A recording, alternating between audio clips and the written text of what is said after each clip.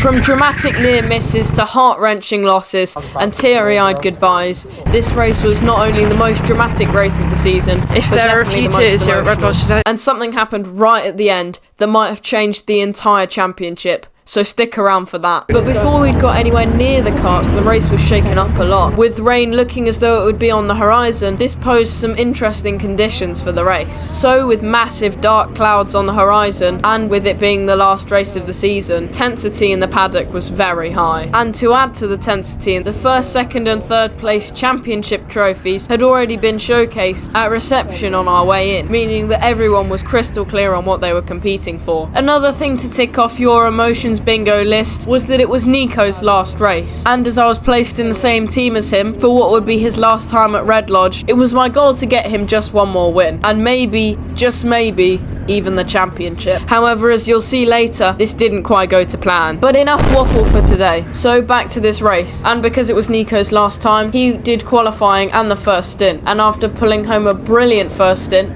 where he made it all the way from 8th to 2nd, I went out, and it was my job to keep pace and hold P2. But our first challenge is going to be getting a good pit stop as there's someone in the pits at the same time, but it doesn't matter. We push him out of the way, round the back of the cart, we're carrying the seat liner. Now our teammate hopping out the cart, seat liner goes in, perfectly aligned. Marshall puts the pedals up, and we are away for stint 2 here at Red Lodge. And pretty much immediately as we exit the pit lane, we see the yellow flag covering basically the entirety of Sector 1. We can't quite see what it is yet, but as soon as we get to 180, it's pretty evident as there's a massive dent in the tyre wall. But you can see a lap later as we enter the yellow flag section again, I've already caught up to the kart in front. Because there's a slower kart in front, I figured out that the kart in front was having some engine issues, as at about this point, there was a bunch of smoke in my face. Sadly, the camera didn't really show it, so luckily I was able to get past him pretty quickly, and after that it was onto the kart in front. But a lap later, when we're setting up the move down the main straight, he looks left, he's not going to be able to cover it off. We're down the inside, not for position, but it is still a crucial move in this race as we need to hold pace and not get stuck behind people. And aside from a few overtakes on cadet karts, nothing else really happened until about 7 laps later when I caught up to the back of Humphrey. So we're going to set the move up into Senna, taking a wide line on the entry. We know he's going to get backed up by the cadet in front. The cadet pushes him wide. We're going to go down the inside. It's going to be 3 wide towards 180, but we can't quite keep our foot in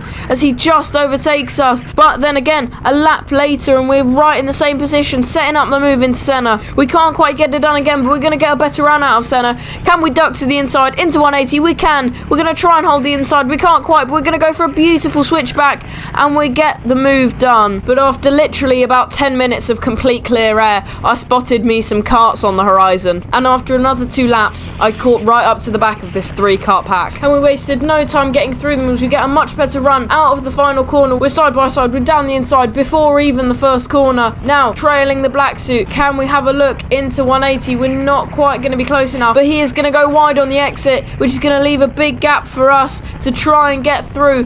Have we got the position? We're side by side going into Oak Tree. We're going to try and hold the outside. Has it worked out? It has, and completely around the outside. That's 2 positions, and the person at the front of the pack peels into the pits. We've dispatched that entire pack of 3 karts in under a lap. So there we go then, the end to a very eventful stint 1, and we've met both of our objectives very well. We've kept amazing pace with what was at the time the fastest lap, and we've done more than just hold P2, as at the time we'd moved up into P1. So then going back out for stint 2, and a few things happened in between that were quite important.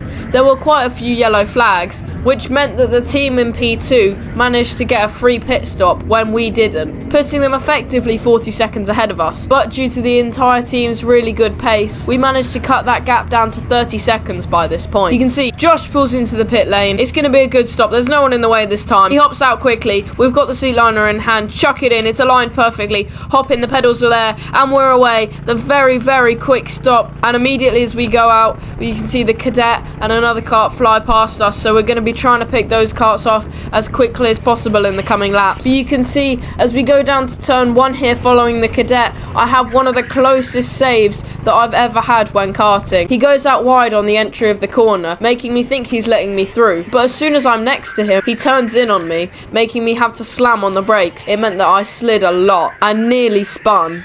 But after this point, aside from a couple overtakes on some cadet karts, I had about 15 minutes of clear air, which while it was really good for the race and helped us cut the gap down to the leading kart to just 20 seconds, it meant that not much interesting for the video actually happened. So I'm gonna take this chance to talk to you about the championship. Now, you will have noticed that I haven't talked about the championship much, if not at all, this entire season, as a racing driver, thinking about the championship just puts yourself under extra pressure. But as it was the last race of the season, everyone was thinking about it. So I'll go through the championship order after this race. In P1 was Larchie, who's absolutely dominated most of this season. Second was my good friend Josh Hall, with also quite a dominant performance, especially towards the start of the season. Further down in third was Cian Dowling, and in P4, with 2 wins and 5 podiums, just 3 points behind P3 was me. This was quite frustrating, as 3 points is as little as a fastest lap. However, as this time I finished in the top 5, it means that I'm progressing on to the A division for next year, which is looking super competitive, as it has the top 5 from the A division last year and the top 5 from the B division this year, all of which are very quick drivers. And finally, with the championship stuff out of the way, let's talk about what's happening with Nico. But for anyone who didn't know, Nico's moving to America to pursue car racing. This was his last race, and I was in the team with him. Yep, you guessed it.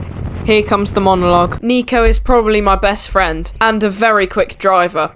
I've been so lucky to share the last 2.5 seasons racing against and sometimes even alongside him. But beyond being a great driver, he's a great personality off track as well. He really lit up the paddock and was a friend to just about everyone.